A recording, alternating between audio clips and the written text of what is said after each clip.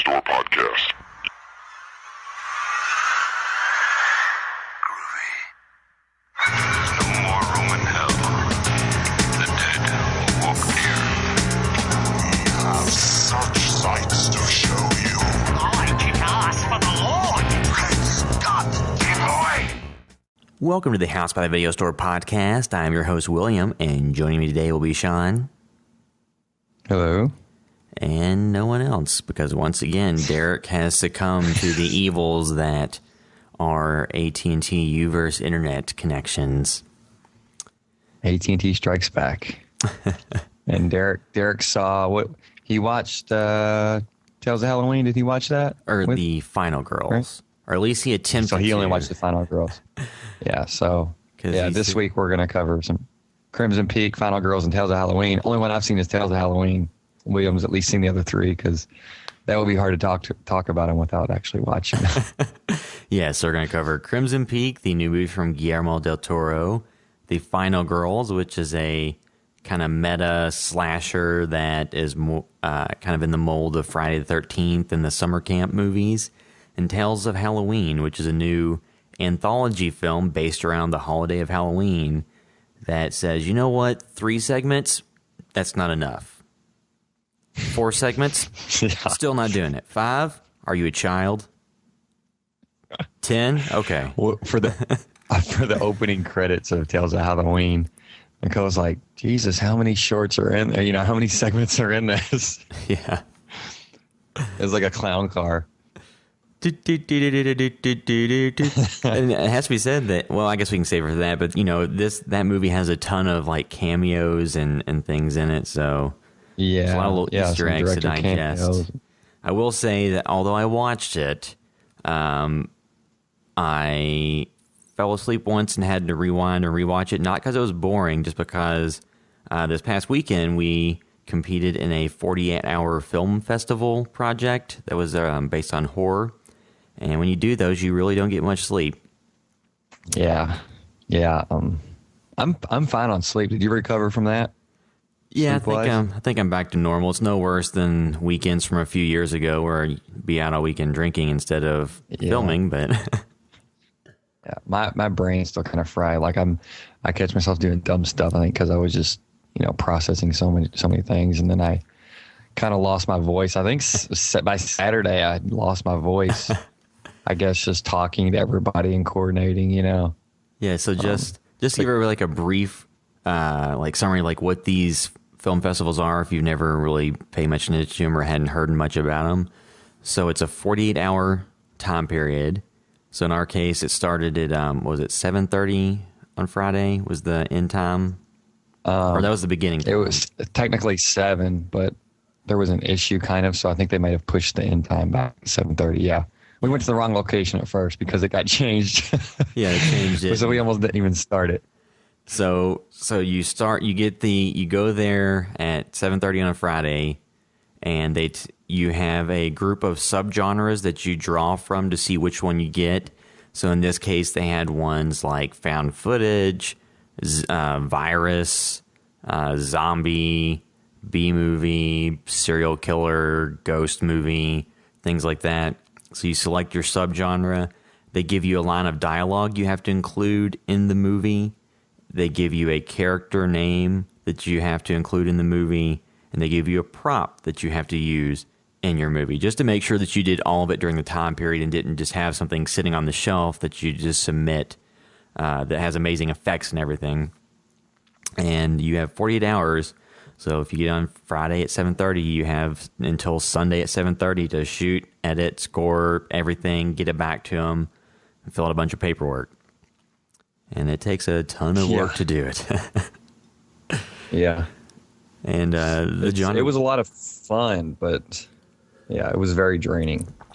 And because, a lot of it is you don't have any time. You can prepare all you want, but you have like I said, there's multiple genres. We ended up getting B-movie, which was kind of good because it was kind of a non-specific genre that you can kind of fit anything into. But at the same time, we were like, this is almost too broad. What do we do? Originally we got found footage. Yeah, and they had the option of you can throw back your first pick and get pick a wild card, which is like another maybe like 4 or 5 of a smaller pool of categories. And it was safer to do that because we were okay with all of those. So thank God we did not have to do found footage. Yeah, because I don't think that would have been nearly as fun. Because then, like, all the production value stuff we wanted to add, it's like, well, then you can't really use that.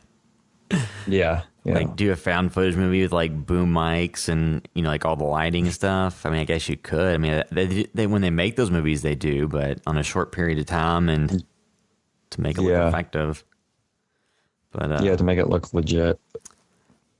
But, yes. Yeah, Being the fact that it was a B movie also, we just kept saying, well, if this doesn't work out perfectly, then it's a B movie. And we kind of placed some certain things in the film that were intentionally maybe bad.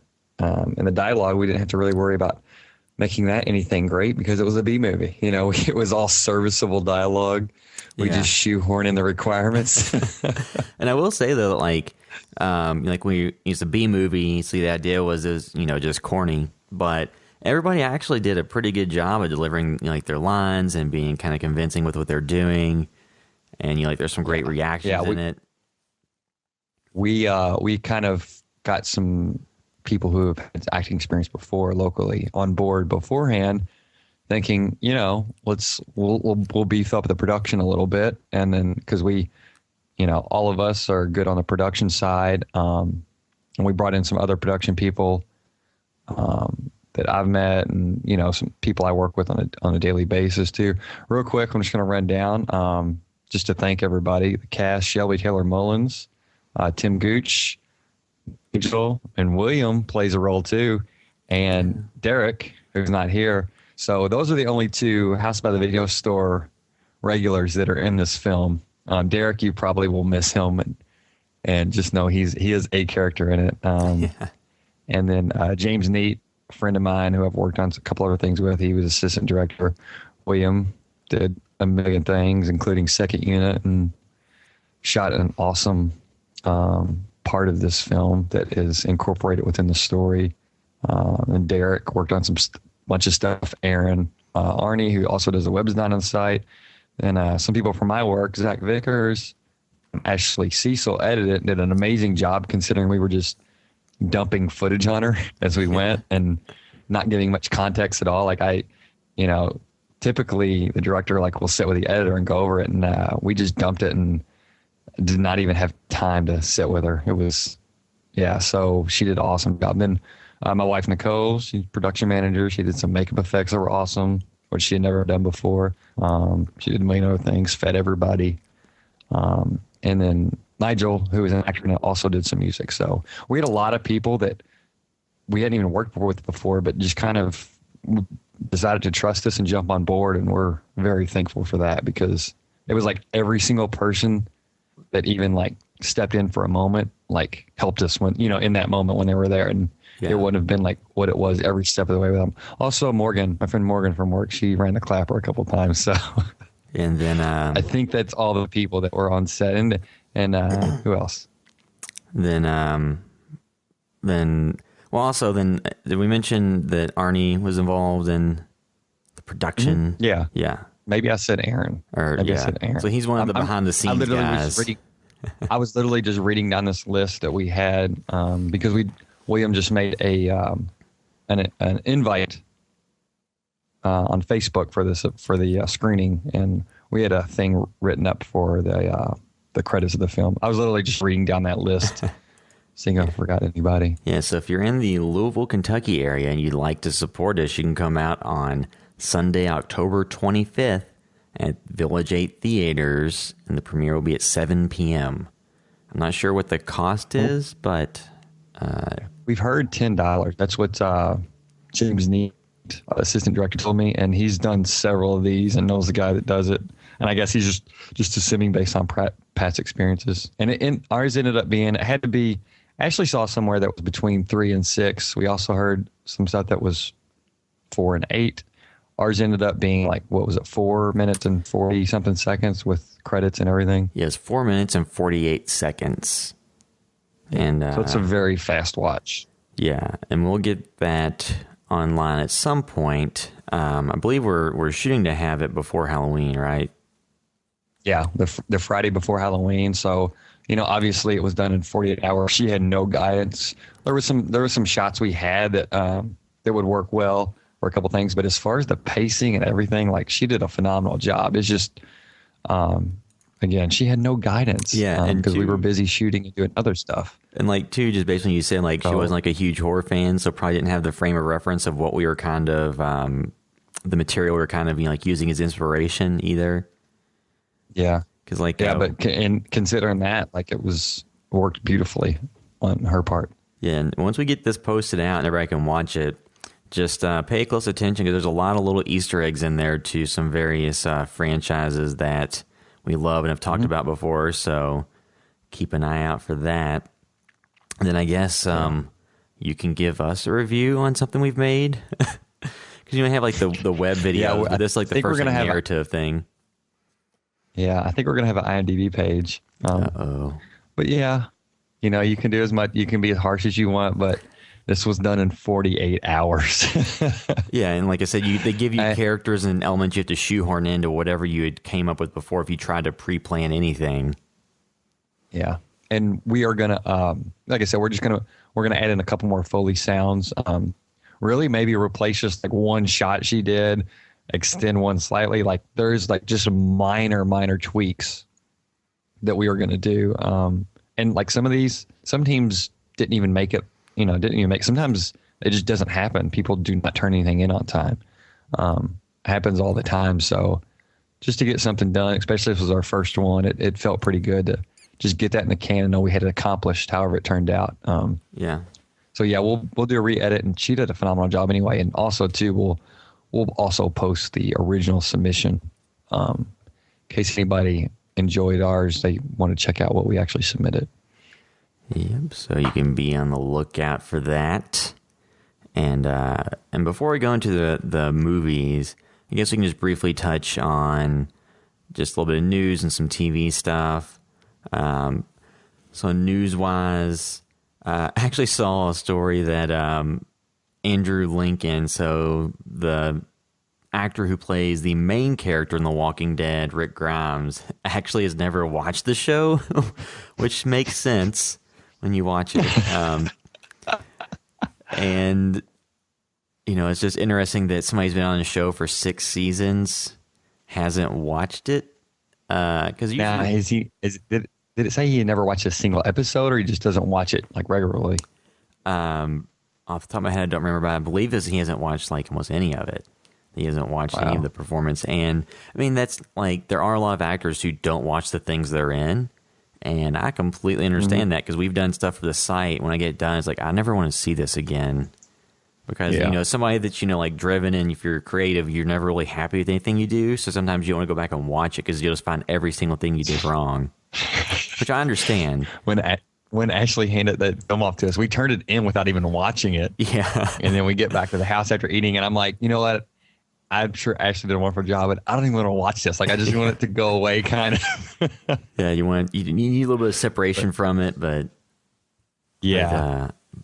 So, but too, I know before in the past when we discussed The Walking Dead, I'd say like, they didn't have enough zombies in it, and they didn't really do anything big scale enough. In the first episode of this new season, they did have a ton of zombies, so they kind of addressed one of those things. But story-wise, was that a good episode? I heard people saying it was like, one of the best episodes ever. I mean, I don't think it was one of the best ever. I mean, I think it was a good like season opener. And since we did this film project, I did not get to watch this week's episode, so I'm not really sure how they kind of wrapped up some of the stuff that happened in the first one, or if they even did. But, it's definitely, it had, not that you only care about the effects and zombies, but they at least addressed the concern that, it was like, kind of like the Bruce Lee movies where just like one person attacked him at a time in line, so he could take on 20 people because it was 1v1v1. So like on the show, it had done that kind of before. Like they had zombie swarms sometimes, but this one kind of took it to a new level with the amount they had in it. So that was kind of a nice thing to see in there, and shows that, maybe they listened to some of the criticism that's out there of the show. But then Well, that's good at least. It's like, if anything, when you have a show like a movie, you make a movie. People make movies, and then they can learn from it for the next one. Like a show that can evolve over time, and you would hope they would like really be critical of themselves and kind of take some criticism to heart and improve when they can, because they have that opportunity. Because a lot of times when they're shooting a show, they can implement feedback that's depending on the number of episodes and the shooting schedule, and if it's like a broadcast network versus HBO or something. But a lot of times they'll be shooting it like later episodes while the earlier episodes are airing, so they can kind of incorporate feedback to things that are happening as they're shooting them. Yeah. So you can have that. But you have shows like HBO's Game of Thrones where they're all kind of done in the can before anybody starts watching them, so they really can't adjust anything. But Walking Dead, it did overcome the criticism that there's not enough zombies on screen by putting a ton of them, more than appeared in any of the Fear the Walking Dead, which you would think would have a lot because it was about the beginning of the outbreak. But let's see, other brief news. There's some reviews coming online now for Ash vs. Evil Dead. Unfortunately, we are not at the level where people send us things like that. Which would be... I gotta subscribe to Stars. Yeah, I gotta find some way to watch that because I don't know. I'll find some way, even if it's had my parents buy it and let me get their online pass thing to watch it. But so all the reviews have said that. So some sites only got the first episode and some got the first two. The first episode, everybody has said, is amazing and is exactly what you would want, like the right mix of horror and comedy with just everything over the top. And, the references you wanted, and, just Sam Raimi back doing horror again. And then, so everybody kind of universally has praised it. The second episode, I saw at least Bloody Disgusting reviewed it and said that it doesn't hold up compared to the first episode, which, makes sense because you have a series that, is 3 movies, with the last one coming out in 92/93, depending when you saw it. So you've had that gap of time, and, Raimi was, the creative force in all those. So I would assume it's odd for the audience, and especially for him and Bruce Campbell, to have anyone that's not Sam Raimi directing Evil Dead stories. Yeah. And two, I would assume that they probably had a tighter shooting schedule and a smaller budget. It's like one of those things, the season opener has to be so strong, and they probably gave Raimi a lot of time to play with things and really finesse the edit. And I feel like, they were probably up against a lot, but yeah, at the same time, it's the end product that matters, Yeah, I mean, and two episodes is kind of like with most TV, you learn that you got to give it at least like a season or two to kind of get a feel for what it is. But I did read an interview that Bruce Campbell did for Vice, where he said, every show that I'm the star of gets 1 season, and every show where I'm a secondary player goes on forever. So hopefully this will be the one that bucks the trend, because the second movie, like a large part of it's kind of focused on Ash, with him being one of the only characters on screen until some more show up at the end. And this is more of a ensemble with him having a couple of co-stars he interacts with, I assume, most of the time, like his co-workers from the story works at, and it's got Lucy Lawless in it. So I think it's more of an ensemble show. So, and it's also something people have been wanting for 20 years. So if nothing else, we got 1 season of this show, which is kind of the equivalent to so you have 10 half-hour episodes. You get basically 5 hours of Evil Dead. So yeah, which is cool, Which is how long those movies would be if Peter Jackson were to make a remake. Well, he did Dead Alive, which is a very Evil Dead-ish film. That was pretty short, right? Yeah, I mean, Peter Jackson, I still think he's a good director. It's just I think the success of the Lord of the Rings movies made him come to the point that he can't make a movie that's less than 2 hours. And then he had so much financial success, kind of like George Lucas, like nobody says no. Or like M. Night Shyamalan before his wouldn't it be great flops. Wouldn't it be great if Peter Jackson just went back to horror, just with all of the stuff, experience he's learned, and the goodwill and cachet he's built up? Yeah, I mean, if he could, because a lot of people, kind of dabble in horror at the beginning of their careers and don't really come back to it. So that's why, it's kind of cool to see Raimi go from like the horror movies to, more mainstream movies and the Spider-Man movies that, make, $1 billion worldwide to come back to horror. Yeah. And there's some people like Wes Craven who came from horror and then he did some non-horror movies like Red Eye, which is more just like a thriller, but, always operated in like the horror wheelhouse. And, like Steven Spielberg, I would say that he made horror because there's some, there's still discussion as to who directed most of Poltergeist. Was it him or Tobe Hooper? But at the time Jaws came out, people said that was a horror film. Yeah, and even the film he did before that, it's really good. Where the semi truck is chasing. Oh, Duel. Yeah, Duel. That's a little bit like a horror film too. And then Close Encounters of the Third Kind, and yeah. E.T. was going to be horror, or was it the sequel to E.T. was going to be more of a sort of darker? Did you ever see that? The E.T. 2 script? No. When I was a kid, supposedly leaked or something. When I was a kid, E.T. scared me. Not the movie itself, but just the character. I always had nightmares about the character like attacking me. So I just was never a huge fan of that movie until I got older. Yeah, I liked that film a lot as a kid. The script was essentially like, for the sequel, I think E.T. doesn't show up till the end. Like, I think Elliot gets kidnapped or something. Like, it's almost like they get tortured. The kids get tortured or something, and E.T.'s not an entire film. Then he shows up like the last like force of the film to save them or something. They said it's like a very dark movie and weird. Yeah. So I guess that's why it never got made. Yeah, there's a 9-page story treatment for it. Like in this day and age, we should just shoot that. That can be our next project. Let's just shoot that next project. Yeah, the E.T. script that never was. But like we have to like, punch up a little bit like E.T. fuck you. And then he gives somebody the finger and then like it glows and they lift in the air and break in two. But and I don't think in this day and age that a studio could help itself from making a sequel to something that made as much money as that did. So it's kind of amazing they never made a sequel. But so real quick, I know we're not. I'm just gonna touch on this because we brought it up. So I found one paragraph, and there's some evil carnivorous creatures, and I guess I'm just scanning this. I guess they capture Elliot and his friends and are subjected to violent interrogation, and that's when E.T. comes back to Earth to save the day. But yeah, they said it's like a much darker sequel.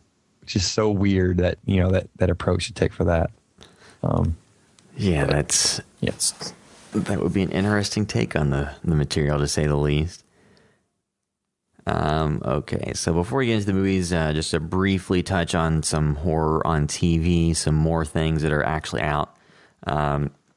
So American Horror Story Hotel, I watched the second episode of that show, and I'm trying to think of how to put this season into context so far. I mean, it's mostly, to me, more like so far like stunt type things. Like, it's Lady Gaga doing something. There's all this stuff. So like it's continuing to like go a bit more into the backstory of the characters, and continues to have kind of like over the top acting from some of the people, and like the Art Deco design of the hotel is interesting, and then it has kind of like the sadistic characters who do like torturous things to people. So it's definitely got shock value, and it's definitely something that to the general audiences they're probably like, oh my god, it's so crazy. And, I think that there's some elements of that are well done. It's not really grabbing me so far. And, like, once again, all the white dudes in this show look the same. Are they of the same mold? And, like, the main character, the detective Lowe, who's, I think, Wes Bentley's. How's his character developed? So I will say that... so if you played the game Heavy Rain, the main character, he kind of like his performance is kind of on that level so far. So if you're not aware of that game, it was like a PlayStation 3 game. I don't know if it came on other systems, but it was notorious for like some of the story. So that they took from that game, they took the detective character and the main character and combined them into one, because it's kind of clumsy dialogue. And there is a scene where he's yelling his son's name at an amusement park. What is his son's name? I remember that. I don't remember. You're in the name. mall too. And in Heavy Rain, it was Jason. Yeah. You can just keep hitting X for Jason. But I don't remember what it was in this show, but like it's got a great cast, and I'll give it a little bit of time to see how the season pans out. But then again, like American Horror Story's never been anything that to me was like appointment viewing that you had to watch. And the visual in this season, like the visuals are great. It's got a lot of sex and violence, more than you would think. And that's kind of what I expected when they announced that Lady Gaga. And two, something that, like makes me mad is everybody keeps saying like, oh, it's her acting debut. It's like, do a second of research. Before I post anything, I'd do at least 10 minutes of research. Yeah. She was in Machete Lives, the second one? And she was also in Sin City 2. So it's not her debut. It's her television acting debut on a scripted show. But it's like, come on. Let's see, which one was that? Because the Machete movies... So it's Machete Kills, not Machete Lives. Machete Kills. I was saying Machete Lives. I was like, isn't Machete Kills? Yeah, I was not a huge fan of Machete Kills, but that was the one she had a brief part in. So it's not her acting debut in American Horror Story. So it's visually interesting. It's got a lot of sex and violence. Not really sure that I'm all that into where the story's going so far, but I'll give it a shot. The other show from Ryan Murphy and that kind of crew was Scream Queens, which is the Fox slasher series. And I think that show, so I definitely think that the past few episodes haven't been as good as the second one. Because I think that was kind of the funnest one they've done so far, but it's still interesting enough that I'm watching it. Like, it's not great TV. I mean, if I was grading it against everything, if I'm grading against everything that exists, like the second episode, I'd probably give like a B, and then the rest of them are kind of like C, somewhere in that range. Like, they're not standing Scream next. Queens. It's not great TV. I mean, they're not standing next to Breaking Bad and stuff like that, but like for what it is, it's pretty fun. I definitely think it's, a lot better than the MTV Scream was, generally just because of better acting and better budget, because they're covering a lot of the same ground, and, a lot of the same ground that horror movies in general cover. Just, so Ryan Murphy, does he have another creative partner that is responsible for a lot of these projects? Yes, let me look at it real or is quick. it mainly just him? It's like Brad Fulcheck. Let me look. Yeah. Because I just go ahead. Because it's the same crew that worked on. Because I think it's a lot of the same creative people that were involved with like Glee, which I did not watch. So let me look it up real quick. It's actually funny. You go on IMDb and you start typing for Scream Queens. The second result is Scream from MTV. So let's see. So it's Ryan Murphy, Brad Fulcheck, Ian Brennan. So those are the three creators of the show. So we got a few guys that are, I just wonder how their time's going to be split. They've got two shows going on right now, and you can only dedicate so much time to projects and stuff. Well, the reviews I've read from people who are familiar with their work seem to believe that, there's a lot of shows when they have different directors do it, you can kind of tell like this is a so-and-so episode, this is a so-and-so episode. And they say it's kind of like that with those guys, which I have not watched enough of their other material to catch on to that. Yeah. But, well, I mean too, like the overall, like, shaping of the seasons, like just kind of having more of a creative hand on the writing and where the things are going. Because a lot of stuff's going to slip through the cracks where they just have to trust the people that they've put on board for those shows if they're juggling two at once. And then, is Glee still on? No, that ended. The whole series ended? Yes. Because I missed the finale. I think that was a show where people really liked like the first few seasons, and then like the later ones they kind of didn't like. Which, with a lot of series that happens. So with Scream Queens, I saw them shooting a little bit of that when I went to Paramount Lot.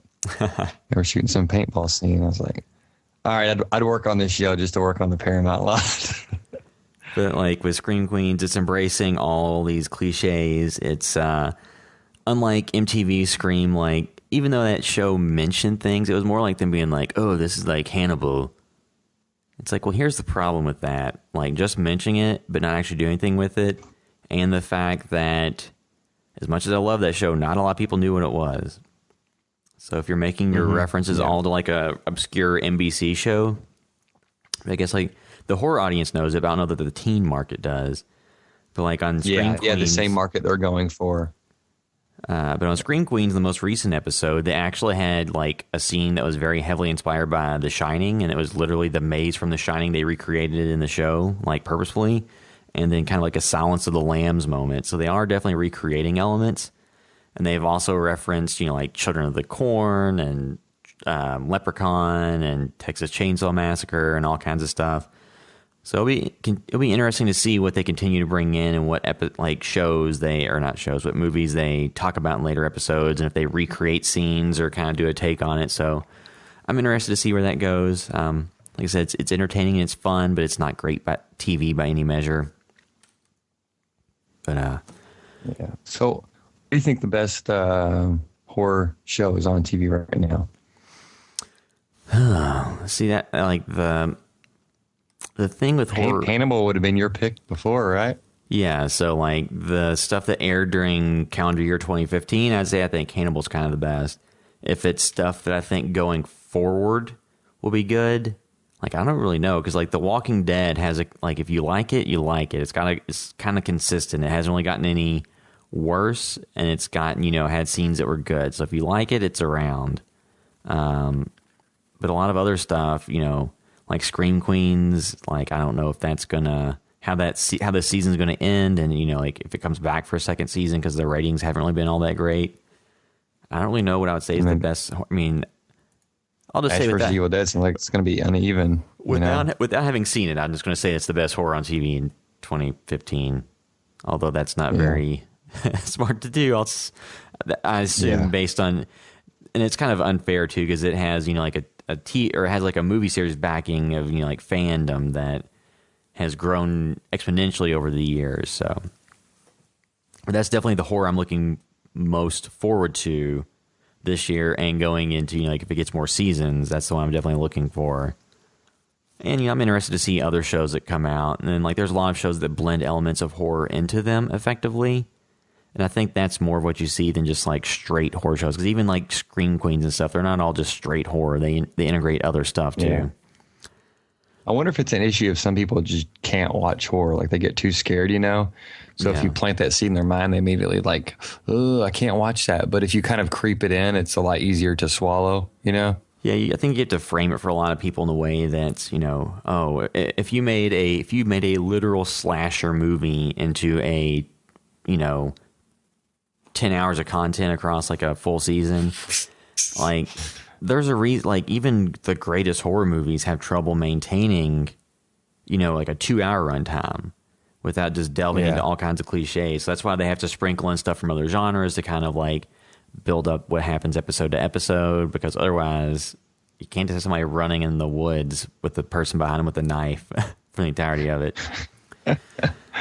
I guess we can go ahead and move into the movie discussions of these new movies that are available during the month of October. And two of them, so Tales of Halloween and The Final Girls, you can watch currently on video on demand on your favorite service. It should be on iTunes, Google Play, Amazon Instant Video. You do have to pay for them. They're not on streaming services for free like Netflix. And Crimson Peak is currently in theaters. So I guess to kind of start it off, so just to lay the groundwork too. So Sean was able to watch Tales of Halloween. I watched that as well. I was the only one that watched had time to watch the other two. Like I said, Derek watched The Final Girls, but was not able to. Yeah. So just I really want to see Crimson Peak and Ghostbusters, Goosebumps. Yeah, but the film obviously took priority. Yeah, once you had Thursday night off to check out Crimson Peak. Yeah, luckily they did a Thursday night screening, so I was able to go watch that. So this is a movie, like, I'm not going to be doing any spoilers on these just because they're still out in theaters and Sean hasn't seen them, so. But, you know, Yeah. Crimson Peak was a movie that I think the advertising, just based on the box office numbers that came in, so it only made like 12 point something million, and, you know, which isn't great based on its budget, which is kind of sad because even if you hated the movie, just, you know, like a horror themed movie getting a budget of greater than $50 million, you know, like that's good news for everybody who likes horror, because if it had done well, that would, you know, maybe make more theaters say, hey, I can throw a lot of money at an original property that's horror and make the money back. But I mean, maybe overseas will save it, but I think the advertising kind of undid it, because the advertising for it kind of made it look like a ghost house horror movie that was like a period piece, which in and of itself isn't an easy sell to a general audience. But the actual movie was more of a like gothic period piece romance that had horror at the fringes and kind of seeped in from time to time, and then kind of drove the third act. So I think that general missell of the movie hurt its word of mouth and cinema score, because when I saw it on Thursday, so as what happens in a lot of horror movies, you go in and you have a crowd that's pretty much either like they're in on it, they're wearing like an Evil Dead shirt, or they're wearing, you know, something that has to do with the creator of whatever the property is you're going to see. And you have people like that who know what it is going in and are, you know, raring to go and typically come out like pretty enthusiastic.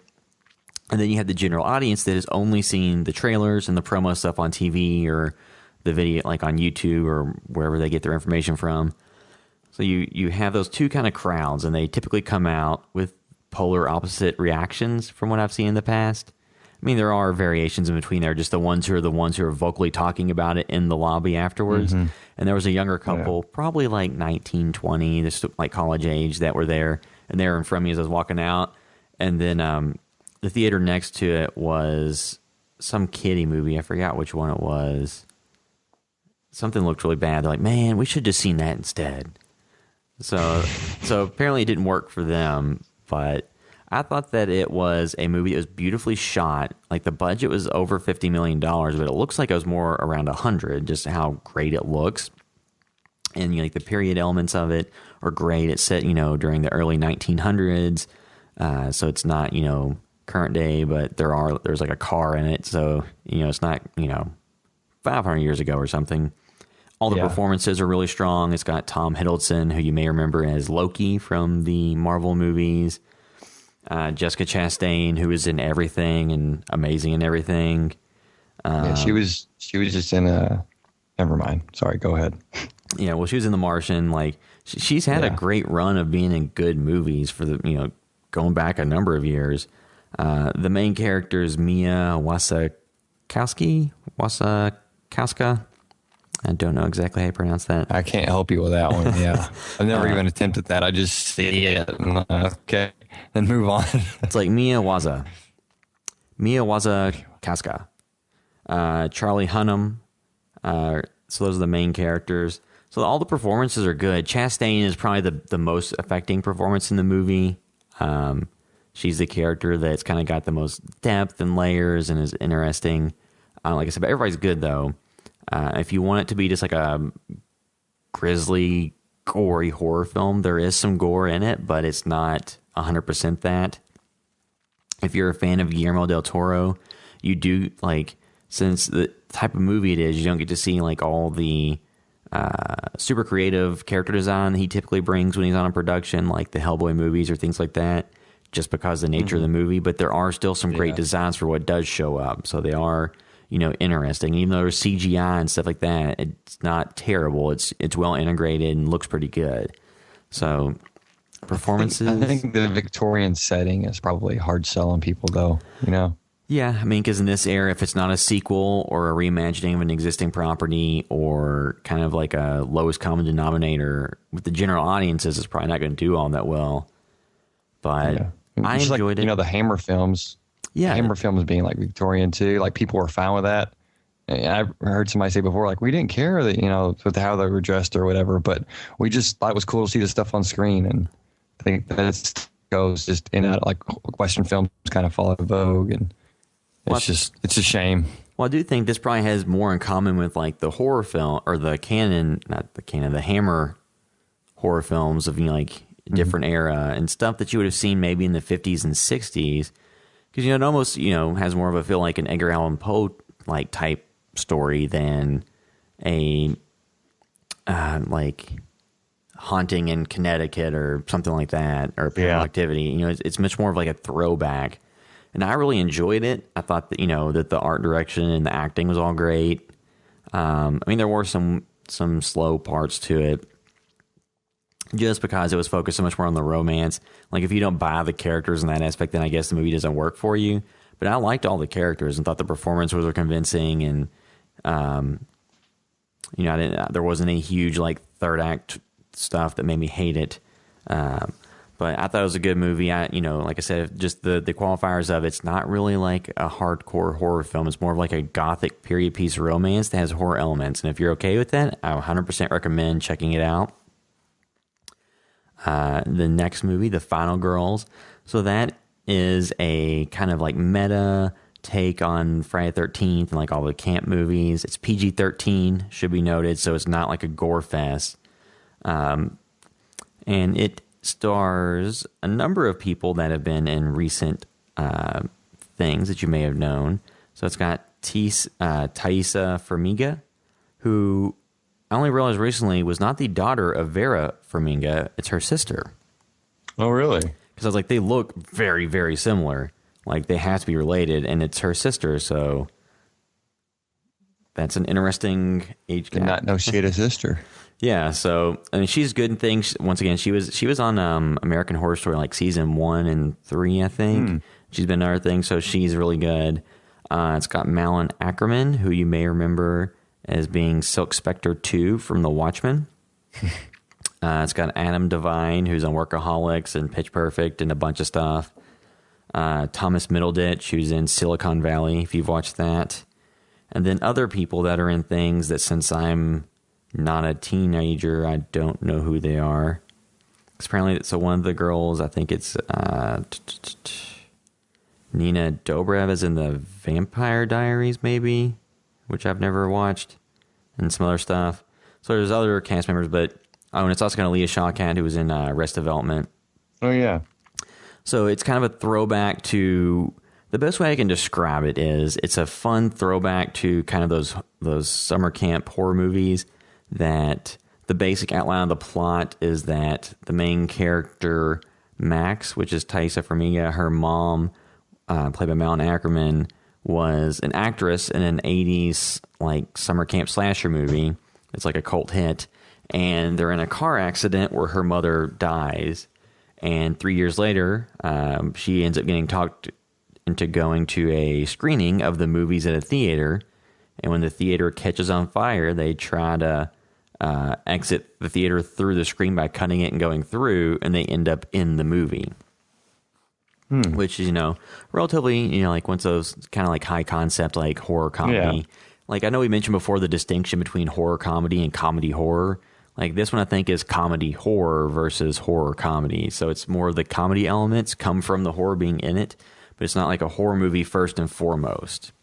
The thing that gets me with those sometimes, especially some of the lower budget ones, is they shoot it like a comedy too, so it's very basic, because comedy plays sometimes well like that, so it's just not fun. They may have those elements in there, but it's just not as fun to watch because it's a lot of the comedy, it's a very static, it's like a Judd Apatow. You set the camera down and let them ad lib. Not necessarily that they're ad libbing in all these movies, but you get a shot, medium shot of this person, reaction shot here. It's just very by the numbers, and it's not as playful as some of the best horror comedies are, or horror. Well, the one thing I'll say on this one is that, like, it's not necessarily a knock on it to me, really, but it doesn't really resemble a lot of the movies. It's kind of aping like the summer camp movies.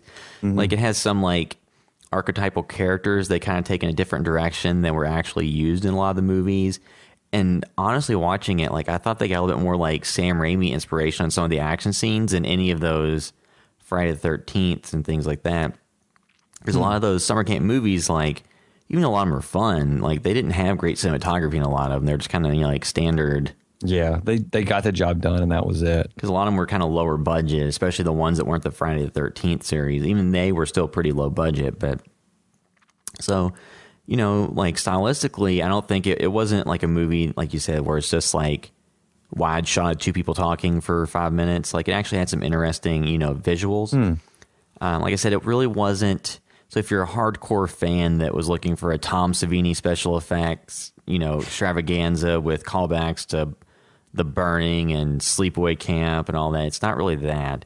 It's a movie I would say it's kind of similar to, and the end product is Tucker and Dale vs. Evil, in that it's it's an effective comedy with other elements that just so happens to use like horror elements to deliver a lot of the comedy. And in this movie, The Final Girls, it actually has a pretty decent like setup with like the character Max seeing her mother's character in the movie after her actual mother passed away, like gives it some drama and some stakes, and actually makes you care about the characters. So, and it's pretty pretty touching story. It's well done and effective. So it has a little more heart. This is not related to how good the film is, but how much was it? How much did it cost to rent? Sometimes those things fluctuate a great deal. To rent that through Google Play and HD was $6.99. Okay, $7. Yes, worth it. Worth that $7 rental. So yeah, I mean, I would recommend. Like, I know a few people who've watched it and really liked it, and I liked it as well. I think I wrote a review of it for the site, and I gave it a 3.5 out of 5.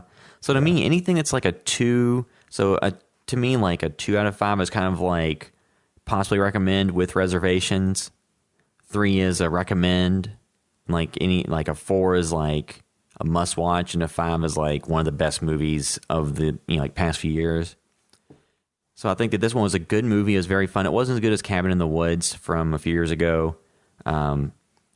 Just because I think this one's a little bit more like comedy focused and wasn't quite. I mean, it's also lower budget than Cabin in the Woods, so it was a little bit less ambitious in some of the aspects, and it wasn't going as full bore on the meta aspects on horror. But it was still like fun, and I still recommend it. If you're looking for just kind of a comedy, if you like the actors who are in it, and you want a comedy horror film, so something that you could sit down and watch with people who aren't huge horror buffs, that'd be a great thing to watch during October to show somebody, and you don't have to go shell out $30 at the theater. You can spend $6 at home. But if you're wanting a hardcore breakdown of the Friday the 13th movies, similar to what Cabin in the Woods did, then didn't watch Scream TV. And oddly enough, Scream TV was almost like a Friday the 13th story, but set at a high school. And yeah, so The Final Girls, I really liked it. It's a horror. It's not so much a horror movie as it is just a comedy that uses horror elements, and it's fun. I mean, it does. Despite being PG-13, there are still some fun kill scenes and some gore, and all the acting is good. And because most of the actors, with a few exceptions, were kind of comedy actors, and they all do a good job. And if the concept sounds like something you're interested in, like they get put into a movie, I think it's called Camp Blood was the movie. Mm-hmm. So if that sounds like something you're interested in, I'd recommend it. It's fun. I mean, it's not anything I'm going to be going back to a bunch. I'll probably watch if it shows up on Netflix. But I would say Tucker and Dale vs. Evil is kind of like a similar movie to me in how much I liked it, and that they're both like kind of fun comedies that have horror elements. So you liked it almost as much as Tucker and Dale? Yeah, I would still say I like Tucker and Dale more. But this one is one I've only watched once, so I'll need to kind of rewatch it. But it's got effective drama, and kind of unlike those summer camp movies from the 80s. It actually has likable characters. Yeah. Or at least one or two characters you like. So it's one of those things where, those movies typically didn't have any likable characters or ones you gave a crap about. This one you actually do. But then some of it too is just you like actors from other stuff they've been in. So. Well, that's good. That's a pretty, saying that too, it's a pretty high praise for me. Because like Tucker and Dale is not like one of the best ones of all time, but it's for me one of the best ones in the past few years. It's mainly more comedy than horror. Yeah, I mean, and it's visually inventive or fun at least. It's not boring and terrible. So And it's fun to see their kind of take on those summer camp movies. Even though, like I said, it's not like, super accurate to what they were. Is at least, fun to watch and kind of an approximation of watching those movies. So it's not like one of my favorite movies of all time, but definitely like, like horror movies you can recommend to kind of like a broad audience. You can let almost anybody watch this and they'll be fine with it because it's not too over the top for the people who are like, oh, I can't watch horror. So, So I like that movie. And now I can move into talking about Tales of Halloween, which is an anthology horror film that takes place on Halloween night across multiple stories and has a ton of people involved in it. Kind of too many to sit here and list, but and like since it's an anthology, you really can't sit here and like give a synopsis of the film. But so, Sean, did you have any favorite segments from this? Yeah, I had some favorite segments. I really don't want to spoil them yet before we go into spoiler section, but there was also, I'll say I had a couple favorites and ones I liked. I feel like there was none that I was like, oh man, that was an amazing segment. Yeah. But there were a couple where I was just kind of like, huh, that's weird, and that's it. I mean, some of them made me laugh. Two of them that I can think of made me laugh a good amount, and I really enjoyed the concepts. But it's one of those things when a movie dips, especially ones like this, it hurts it a lot, instead of being at least even across the board. But yeah, what about you? I mean, so there's so many segments in this one, and like I said, I watched this. So I ended up watching this movie really like 1.5 times because I just kind of went back and rewatched all of it because, like you said, on this weekend I was going on about 6 hours of sleep total. So, the segments like on a lot of these movies, the first segment's really important because it kind of sets the tone for what's going to follow. If the first segment falls flat, then it kind of kills the movie. Yeah. And this one, I thought the first segment was really fun. Like I enjoyed it. This one is the Sweet Tooth one. Yes. Yes. Okay. And two, we had to mention like the beginning of it, like when they're going through the credits and everything, actually has like Adrienne Barbeau is like a radio host, which is kind of like a fun throwback to. I didn't see it in the credits, but she came up and I thought, oh my god, that because Nicole said something about her, and I said that looks just like her. And I'm like, but no, she's got to look older than that now because I've seen pictures of her, so she looked really good. Yeah, when it was awesome, they did like weird stop motion kind of stuff, or the frame rate was all jacked up. Yeah, but it had like a cool kind of like the opening credit sequence too. Is kind of like a cool like 3D map, I guess, of like the city. It was definitely original. I hadn't seen anything like that really in a film.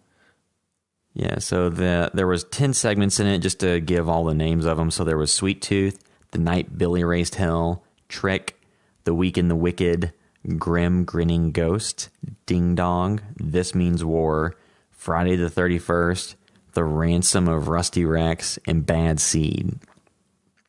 And you had, people show up in here, like Lynn Shay was in a segment, Joe Dante had a cameo, John Landis had a cameo, like we said, Adrienne Barbeau had a cameo. Wasn't James Cameron sitting on the couch at some point? I don't think so. Oh, okay. I could have swore they did look just like James Cameron. Well, there was a scene too where there's a cop who like just my initial reaction, like quick second shot of it, I was like, is that Daniel Radcliffe? Then it's like, oh no, it's not.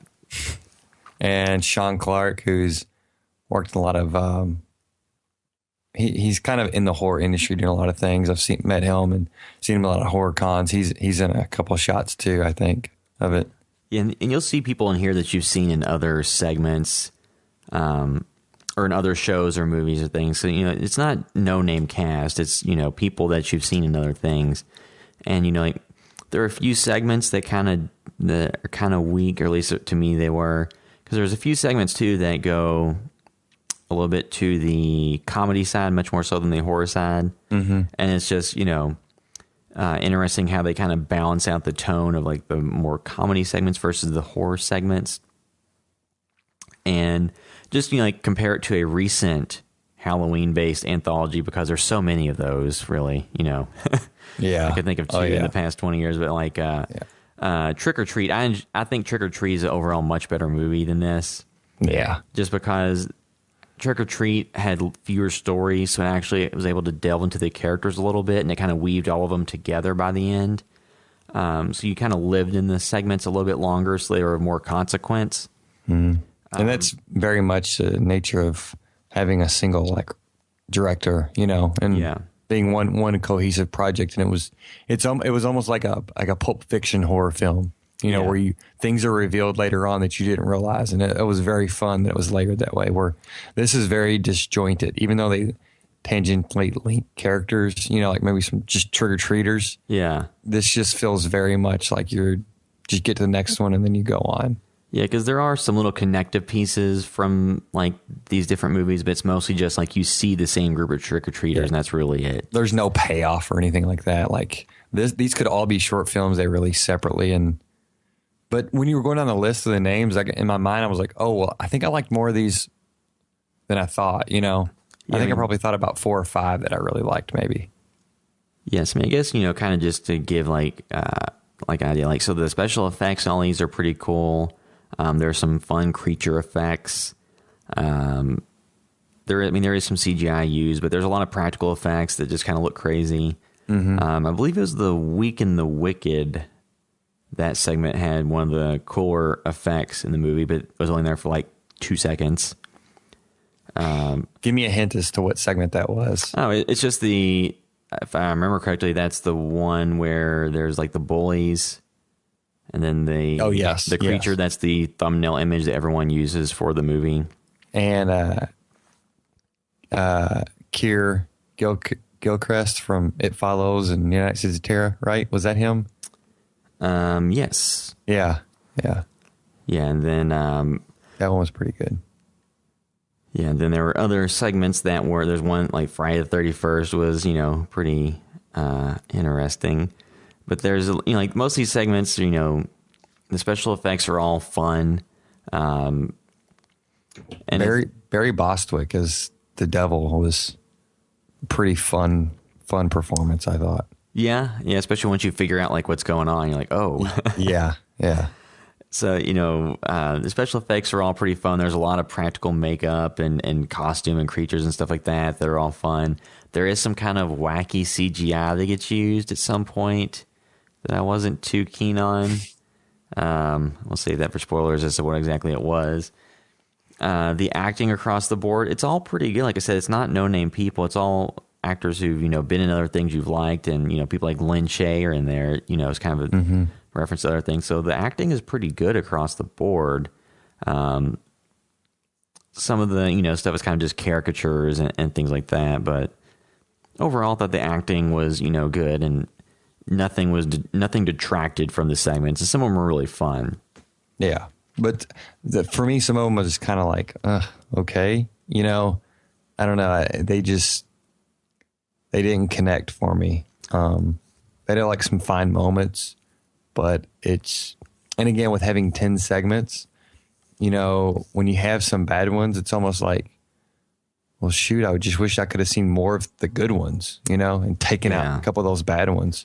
Like if you had taken some of these characters or creatures and just made it a bigger story, but it's also probably budgetary concerns and the fact they had 10 separate stories. But two, like one thing I really liked in this movie was the music, because there's a lot of fun kind of, energetic music that kind of kept things moving. And some of the scenes had a lot of music in them that, just kind of kept things light and fun and kept it moving. And I guess like one of the, we mentioned like, compared to something like Trick or Treat where all the segments are a little bit more cohesive and it had you invested a little bit more, with this one having, 10 segments, I guess the positive thing is they're all relatively short. So if one of them's not working for you, it's over in about 5 minutes. Mm-hmm. Yeah, so that is. But again, like I said, I forgot so many of the segments, even the ones I liked. Yeah. They just didn't have the staying power, I think, because they were kind of shorter. Like, not to contradict what I said earlier about doing research, but I don't remember exactly what all of these segment names apply to each of the stories. Because in the movie, they don't have titles in the movie saying this is this segment, this is this segment. Yes, yeah. They do. It's hard to keep track. At the beginning, they do a run through of all of these stories, and then in the movie, it just kind of cuts from one to the next. So there's a story about like Sweet Tooth. It's like an urban legend. The Night Billy Raised Hell. It's kind of about like Halloween pranks. Trick was... See, I'm already forgetting which ones were which. But there are just a lot of these segments. You know, there's one where there's like two neighbors that have a war about Halloween decorations. I like that concept. That was funny.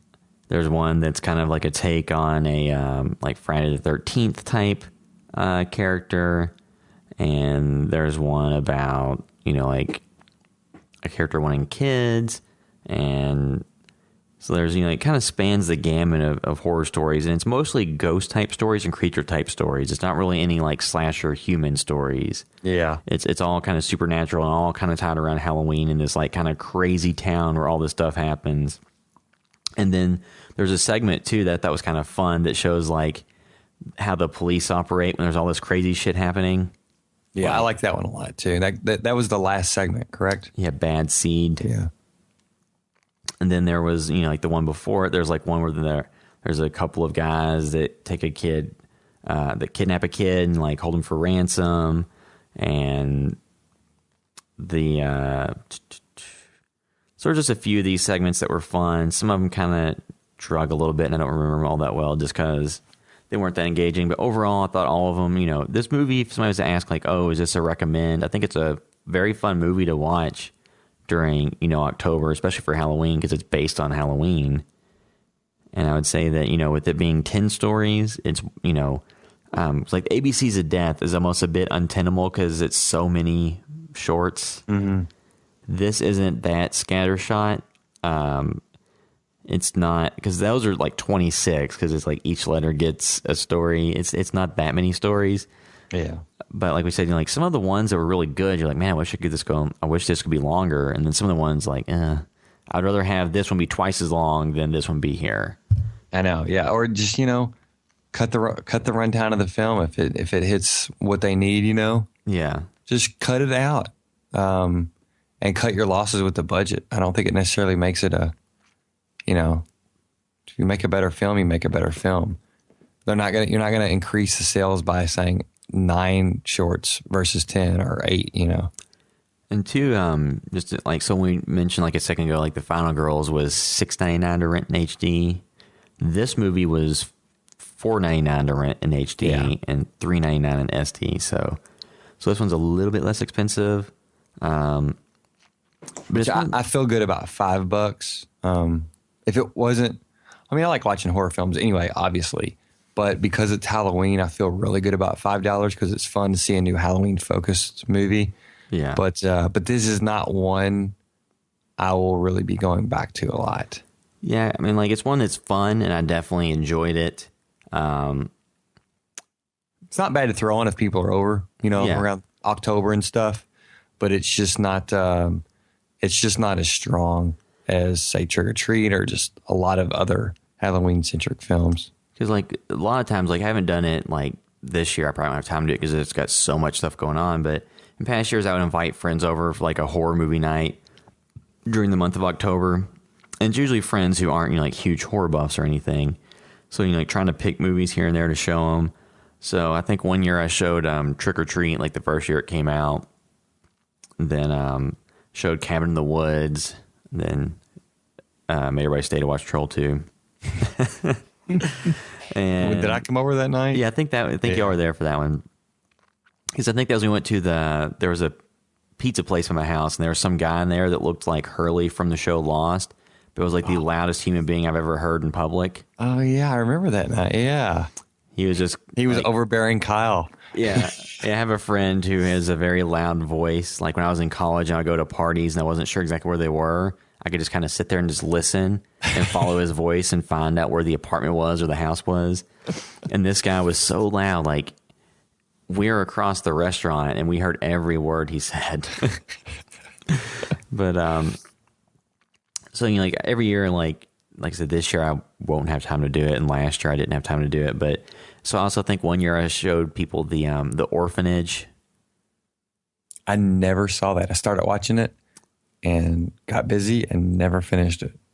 I mean, and that's one too that's not really like, I don't know why I did. Well, at the time the people were coming over were a different crowd than sometimes because it was the girl I was dating's friends at the time.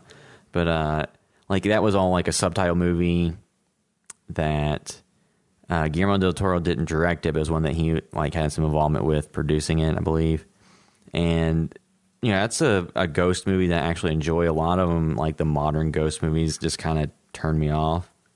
But that one was actually pretty fun.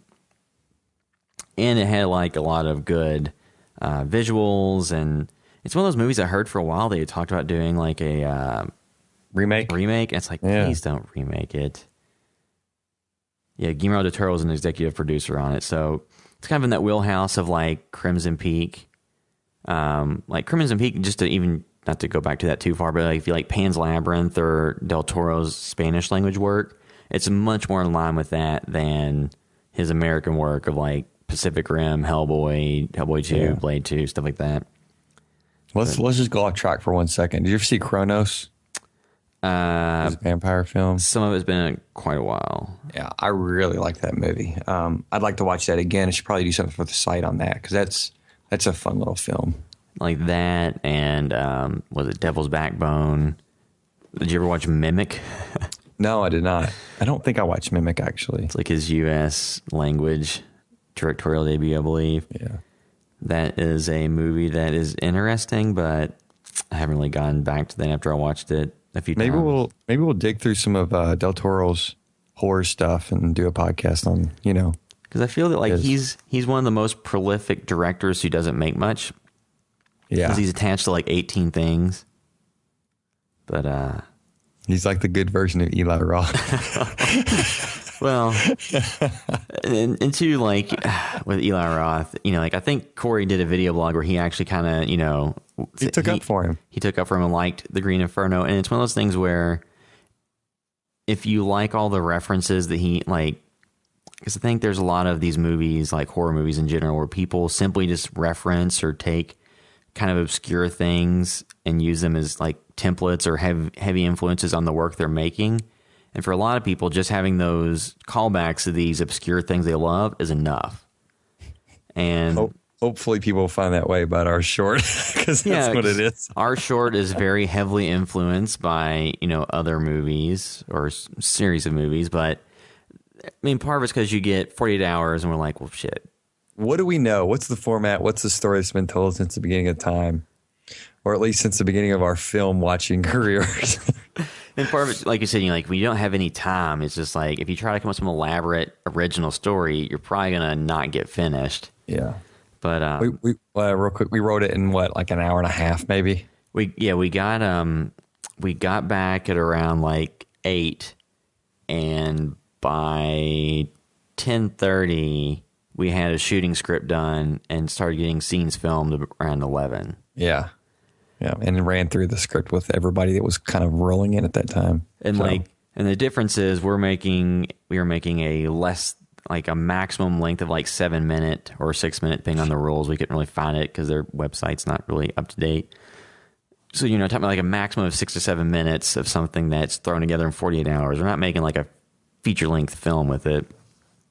And even then we didn't like just directly make the same movie. It was just, you know, inspiration and kind of went in a different direction. But we even kind of trimmed down the original ideas in the script to be less like the movies we use as a template.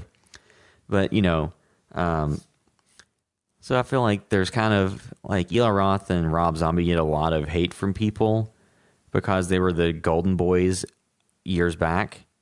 And people either got tired of their shtick or love it. And there's not really much middle ground. Yeah, I think you're right. And the haters are the most vocal. And Rob Zombie gets slammed because of his Halloween, which I will admit I absolutely hated. So,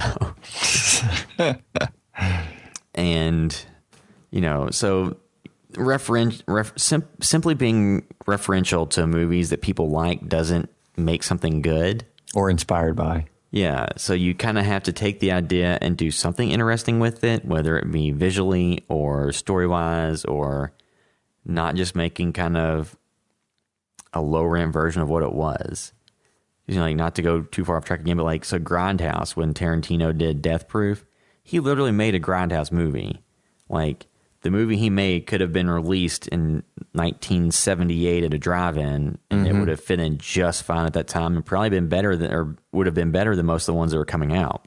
Oh yeah, absolutely, it would have been. Yeah, and that's one thing. Another thing is to take that same approach, but to make one that's not watchable to a modern audience, and then isn't as good as the original. Yeah. So that's how I think a lot of things fall these days, and like to kind of tap back to Tales of Halloween. Like a lot of the stories in here are, like original IP. It's not, stealing any ideas. A lot of it's kind of just takes on general topics or things that have been done in horror before, and just different twist on things. And like in one of the cases, like the Friday the 31st, that's kind of the Friday the 13th inspired film. Like that's kind of very heavily influenced by something that goes in a pretty different direction. Yeah, which I like a lot. That's kind of. It's a little bit kind of I don't say deconstruction, just putting a twist on, the unstoppable or seemingly unstoppable killer. Kind of, it felt like something that you would have came up with, Yeah, because we've had ideas. Well, before part of it is. We've had ideas for shorts that are kind of. And two, a lot of the ideas we've had for stuff, just because of copyright stuff and all that, we can never really do, or we can, but it would take a lot of money, and no one would ever give you money to do something you can't make money from.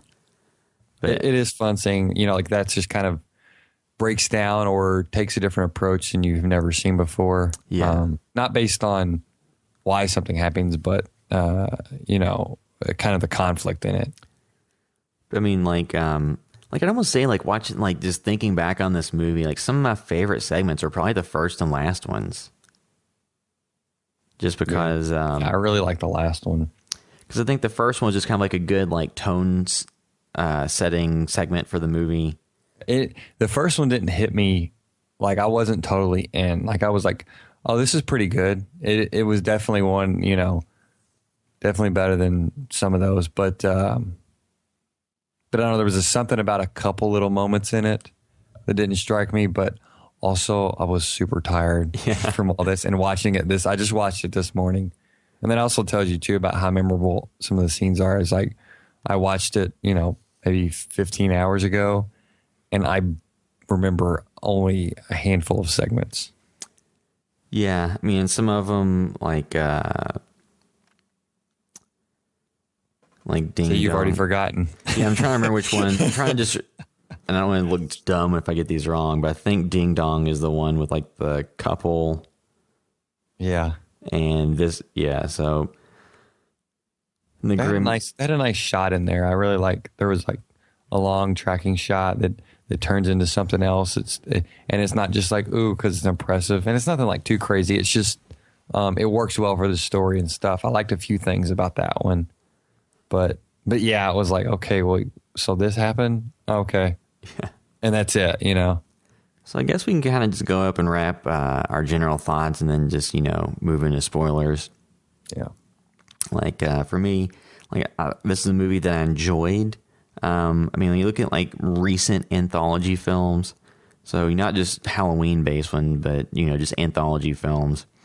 So I'd say that the segments here are probably there's more enjoyable segments here than the first VHS that came out. The found footage horror anthology series. VHS 2, I think, had one segment that was better than probably any of the segments in this. But I still think this is probably like a better overall product. VHS Viral, this is way better than that. Tales of Halloween is way better than that. I guess too, like you've seen Volumes of Blood, which I have not seen yet. So how would you say how would you compare these two? Or are they even comparable, just kind of based on? Well, Volumes of Blood is much lower budget. Like this film, it has so much going on. It has a lot of fun stuff to it. It's cool because it's set in a town, so it's very Halloween. It's like a lot of the typical Halloween, things that come to mind are very much part of the story. Volumes of Blood, and I also do give that a little bit of I'll admit a little bit of you give a little bit of pass because it's lower budget. Yeah. But which one? Let's see here. Which one would I watch again? I might watch this one. I'd probably throw this one on more, but not by much. You know what I mean? It's Volume of Blood. It has that film. What sells that film is it kind of I think that one has a lot of heart, and not that this one doesn't, but it has that kind of like indie personality feel. You know, something like a Clerks or whatever, where it's just you kind of embrace any flaws it has. Yeah. So it is a very different film. But in the perfect world, I would like to be able to, it'd be awesome if there was a Blu-ray feature where you could select and remove certain shorts. Like that would be amazing. Yeah. Or if they did a series of Tales of Halloween and they released a collection like Best of Tales of Halloween, and they just had one that was like, maybe 5, the best 5 or, 7 or 8 or whatever out of all like 3 different movies, or something like that. But I wish there was a Blu-ray that you could pick the best ones and I could just not watch it. And I would probably put that on quite a bit, actually. I definitely like Trick or Treat more. And it's just inherently, it's more cohesive product, and there's more payoff throughout the film because it does feel layered and stuff. But yeah, I like this, and I don't think it was a bad idea. It's a crapshoot when you've got 10 different directors taking on these projects. Like, every one is not going to knock it out of the park. It's just not going to happen. It's too fluid. Even great filmmakers have bad films sometimes. Some things just don't work out, and just the odds are against them in this. Well, too, like one thing on this I'll say is like a lot of the stories were kind of lightweight in the topics they approach, but then were kind of mean-spirited. Yeah. Which, is kind of the par for the course of the anthologies. I mean, people, if everybody lives and it's a happy ending, then, that nobody's excited. So like, but a lot of them were kind of like a lighter story. So none of them really went that dark. Mm-hmm. It was all kind of light. Even if there was people getting gutted left and right, it was a little bit less. Or you didn't care. It was just like, oh, well, Yeah.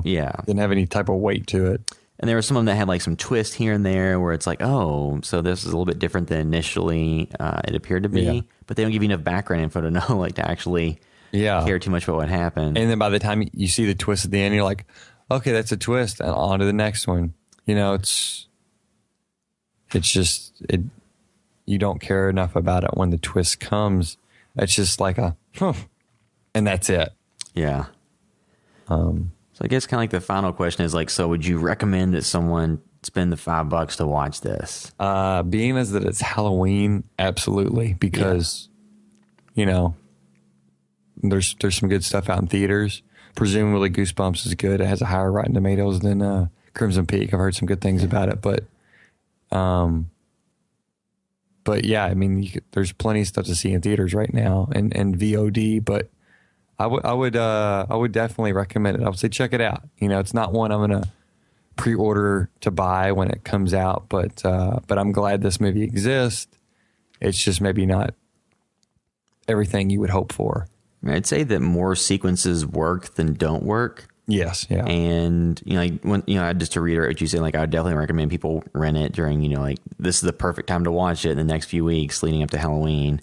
Because, it's a fun story that's based on Halloween, and, it's fun. It's nothing deeply or affecting, or you're not going to walk out of it going like, oh, I can't sleep because of that image. It's fun. It's, kind of lightweight with, a lot of gore and special effects and just kind of fun stories. If I had to say between these 3 movies that I watched this week, so, Tales of Halloween, The Final Girls, or Crimson Peak, like which would I recommend? A lot of it depends on the audience. If it's just, a general audience, the one that's probably the easiest to digest is probably The Final Girls. Yeah. If you're a horror fan and you don't want like the romance elements that are in Crimson Peak, then I'd say Tales of Halloween. But if you're into something that's kind of like more of like a Hammer horror film or something kind of like from the 50s or 60s, kind of like gothic romance, kind of like an Edgar Allan Poe type story, then, Crimson Peak is fun.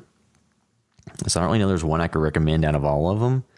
I would say out of these, in my opinion, Crimson Peak was probably the best made movie, but it's really hard to compare like a narrative feature to an anthology. Yeah, anthologies are like a whole nother beast. If you have like family and friends who aren't huge horror buffs and you want to make them watch a horror movie that's new during October, The Final Girls would be a pretty easy one to get them to watch. If you're a horror fan or you have horror fans that, like all the old school stuff, then Tales of Halloween's pretty easy to watch. And if you... Tales of Halloween is a great one to throw on for a Halloween party or having people over because they can dip in and out and keep one eye on at night. And you can even just put it on repeat, actually. Yeah. Because it's so, by the time it comes back around, it's almost like a thing on a store display, I think. It's probably one you could put on repeat more than, like, say, Trick or Treat. Yeah, I mean, because I think... those are segments. Because it's shorter segments, easier to digest, and, there's not as much that you have... No later segments really hinge on the earlier ones to any great degree, so... You can kind of float in and out of that movie, which is a cool thing. It's cool that it's a little bit different. But if you're just sitting down watching a movie, for me, now that I've seen it, it's not going to be one I go back to a whole lot. Yeah, so I think that wraps up our spoiler-free discussions. And before we get to spoilers, let's run through some quick plugs. If you're in the Louisville, Kentucky area and you want to come out and see our short film and support us, you can go to the Village 8 Theater in Louisville, Kentucky this Sunday, which is October 25th at 7 p.m., and it'll be $10-ish. But there'll be other films there. I believe that they're screening, was it 7? There was 8 teams maybe that was going to do it. I feel like maybe 6 end up sending films in. Like 5, I think, met the deadline. I thought and that, at least one other one. I thought that what I saw was there were 5 in competition and 2 others that were after the deadline. Then you're probably right. So they'll show 7 of them there. So 7 short films that can be up to 7 minutes in length, I believe, or maybe 6. It really wasn't clear on their website which it was, but so it won't eat up a lot of your time, hopefully. Yeah. So you essentially get, at worst case scenario, you get 40, 50 minutes of original content. It's like half of a Tales of Halloween. Yeah. Only probably nowhere near as good. Yeah, not that we could have plugged our segment into that movie, but yeah. I mean, because also too, we were literally no budget. It was literally just using. For being no budget though, we did spend a lot of money just on random stuff, food, everything. Speaking of which, we have a Patreon too. We have a banner on the top of our site. So yeah, we all that stuff costs money, even if you don't think it is. We just bought so much little stuff. Just even though we have gear that we've spent a lot of money on, it's like AA batteries, food, just entry fee, just all about a bunch of printer ink. It's just like a million little things. I actually spent a lot of money on it, but not a lot on the actual film gear. Yeah. It was all props and contacts and a bunch of other stuff. And too, we have plans for more original content coming up soon. So we have some ideas for things to shoot for November. And then there's another short that we have kind of gestating to try to get out early next year. So there's plenty of things we plan on working on. Right. Any bit helps. The Patreon, how it works, it's not like Kickstarter. Kickstarter is for something that's more like if you have a single project. So say if somebody's doing a feature film on Kickstarter, they have a goal set and we hit this goal and we make the film. Patreon's more for content creators that create a constant flow of content. So anywhere from writers, musicians, people who do YouTube content, or people that have websites. So some video creators have it set up to where every time they release a video, you can give them $2 or something like that. So if they have a lot of people doing that, that really helps them. And some of them can make it their full-time jobs because we made the decision to say hey, you want to donate a certain amount per month because some of our videos are really high produced and some of them are just video blogs. So we don't want to cheat anybody and make them feel like we were trying to pull one over and release a bunch of video blogs and it them donate $2 each month. So ours is just like a monthly thing because we've produced consistent content. We've done it for well over a year now. I'm going to keep doing it, but yeah, just take a look at it. See some of the rewards too. We'll probably add some more in eventually, but it's just something we're just now figuring out. Yeah, you can do that. I think you can still donate just lump sums of money through YouTube. There's a support button, and then any big lumps you want to, because we want to make this a video podcast too. We just don't have the resources. We have the mic equipment to record this over Skype, but we've got to buy essentially all new stuff if we want to do it for video. That way we can put it on YouTube as actually just a video podcast as well, and then release the audio file separately. So there's a lot of stuff we want to do. It's just money, time and money. Yep. And we don't have any angel investors to pay for everything. Yeah, or strong revenue streams at all. But so you can support us in those ways. You can also follow everything we're doing on housewiththevideostore.com. You can follow our social media accounts on Facebook, Twitter, Instagram, Vine, YouTube, Vimeo, multiple places. And if you want to see what we're doing specifically on the internet, you can find me on Twitter at Will_droid. And I'm at Blevin Sean on Twitter. And you can find all of our information, like I said, on the website. And now we can move into a spoiler discussion of Tales of Halloween and then wrap things up. So out of all of these segments, like the coolest effect was probably the creature in the Weak and the Wicked that was in there for 4 seconds. Like the bull monster thing. It looks like, it reminds me of Resident Evil Nemesis, sort of. Yeah. Yeah. When I saw that thumbnail image, it was like, I think we even used it, but like everybody had that as the image they used, like from the movie, from the trailer, when that like made people post about it. Mm-hmm. And it's like, I was hoping it'd be like on a Rampage of the City or something. And it's like, no, it's literally at the very end. So yeah. Trying to think of these other sequences. I really like the pumpkin. It was like it's almost the last segment with the pumpkin. It's almost like it sets up for a sequel that's like Attack of the Killer Tomatoes, but with pumpkins. Yeah. Which would be really fun if they made that into a feature, I think. And two, so the night Billy raised hell is like where at the beginning he runs in like to do like a prank on somebody, and then a guy kind of kidnaps him, and then they go around doing all this crazy stuff. And that entire sequence, I was like, that's not a kid in that costume. That is like, that's what Nicole kept saying. That is like, what is the proper term? The preferred nomenclature, dude. Well, you can call them little people, I think, because there's that show Little People in a Big World on TLC. But it was a little person or a vertically challenged person. Yeah. I don't know. But so then at the end you got the twist. It was really like a demon like guy. I was like, oh, okay, that made sense, because I was gonna be really confused if they were trying to pass that off as a kid. I really loved that segment. It wasn't perfect all the way through, but it's just the escalation reminded me very much of the Royal Tenenbaums. Yeah. When, their grandfather takes them out, and eventually they're like stealing milk from a gas station, and then they're going to cockfights and stuff. That's exactly how that was playing out with Satan and everything. I love that segment, and like I said, Barry Bostwick was phenomenal. It was very fun. They threw in some fun sound effects and stuff. At first, the makeup almost reminded me of the Six Flags guy, that dun dun dun dun dun dun, dun, dun, dun, but then he actually took his hat off and he had like the horns. Yeah. Let's see. So the segment Trick, which was after that, I believe is the one where just the people like smoking pot and drinking beer and they get attacked. Like that was one that really didn't do much for me. Yeah. Because they had like that twist at the end, and it's like, well, I mean, if you put the twist like that at the end that they were torturing a kid, like I don't understand why. No, they did. There's no. Or why are how did the kids know they make did a throwaway comment about it, and that's it. There's no, it's not right there.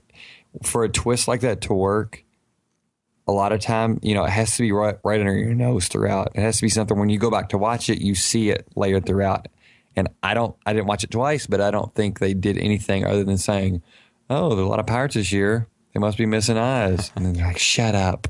But, you know, it was a very weird segment that they didn't finesse that at all to try to improve on that script. Like, so the next one, The Week in the Wicked, that was the one that had like the cool creature effect that I thought, you know, was kind of the most interesting part of that. Leading up to that, it was kind of like all these are the bad kids because they have tattoos. Yeah. There's a few things like that where it's like, oh, like the punk rock or the tattoo people are bad. Yeah. The Grim Grinning Ghost. That was another one that was. What was that? So that was the one with Lynn Shay in it, where they discussed. Oh yes, yeah. So it's kind of. I thought James Cameron was also on that one. I swear the dude looked like. It was kind of in the same tone as the first one. Sweet Tooth is just kind of like a urban legend. The one thing I didn't get, and this is just being nitpicky, they talked about her car being a piece of shit, and it was like a relatively new Dodge Challenger. I was like, why is that being referred to as old? Because they're probably all LA people. And then it died. So what happened at the end of that one? I don't know if I just missed that. I know she goes to her house, she turns around, it's not there. Then she goes in, she's getting ready for bed. And then she's sitting on the couch, and like the dog goes in the other room, and then she like looks over, and the girl's on the couch next to her. Oh, and that's it, right? Yeah. Yeah, that's okay. That's why I forgot it, because it was kind of just like whatever. So then after I don't give a shit. You know what I mean? That was one where like I kind of liked the actress because she was in another show I watched, but like the story itself wasn't all that engaging. Yeah. Like the setup was cool, just the ending. Payoff was like that's what I didn't. That's the segments I didn't like when they had these twists that were supposed to be something, but they were a lot of them. Some of them fell flat for me. See, then the next one was Ding Dong, and that was the one with the couple that couldn't conceive because she's a witch and she shoved her husband into the oven, and like I thought that the creature effects were cool. Yeah, that was a little uneven for me. But there really wasn't enough story there to kind of get what's going on. Yeah, and she had her husband dressed up like Hansel. He looked just like if Dave Coulier dressed up like that in the early 90s. I told Nicole, I was like, that looks like Dave Coulier during the Full House years. Yeah, so that was a segment that, you know, the effects were cool, but the story and the pacing of it was kind of uneven. Yeah. Yeah, even some of the good segments, like that wasn't one of my favorite ones, but I didn't even love that one or like that one that much. But even some of the good ones had some uneven moments, I feel like. So then the next one, This Means War, that one was pretty fun. It was about like the more old school classic like horror guy that like decorates his yard up with skeletons and stuff like that versus the metal guy across the street that just has loud music and stuff. Yeah, that was pretty funny. And then it ends with them impaling each other. Yeah. That one, the end of that was just like that. The ending of that, you know, it's not like there was any payoff, but it was fine. You know, it was like it was funny while it lasted, and it just ended. And Nicole said it reminded her of a Portland, India sketch, and I totally agreed. And that's the one too where I thought it was Daniel Radcliffe as one of the cops, but then I was like, no, it's just a quick like brief shot of the guy kind of looked like him. The next one, Sean Clark's in that one too. The next one was Friday the 31st, where it was kind of like the Jason ripoff with like a weird alien that like I wasn't really.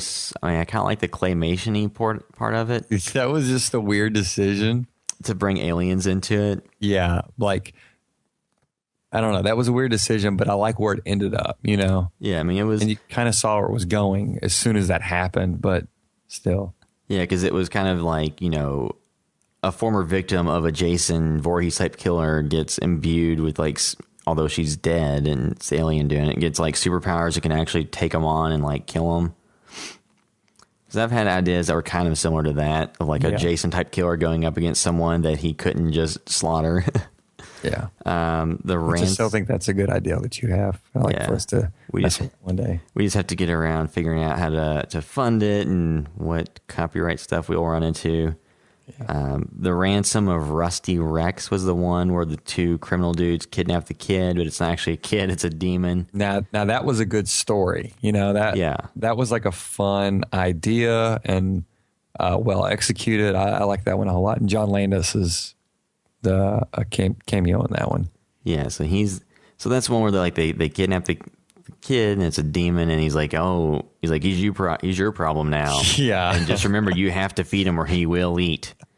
So that one was fun. And that was a twist like where it's like, okay, that it happened in the context of the story relatively early on. Yeah, and then you got to live with it and kind of enjoy it and yeah, it's just that was one of the strongest ones by far for me. Yeah, now that I think about it, I do like that was one of my favorites.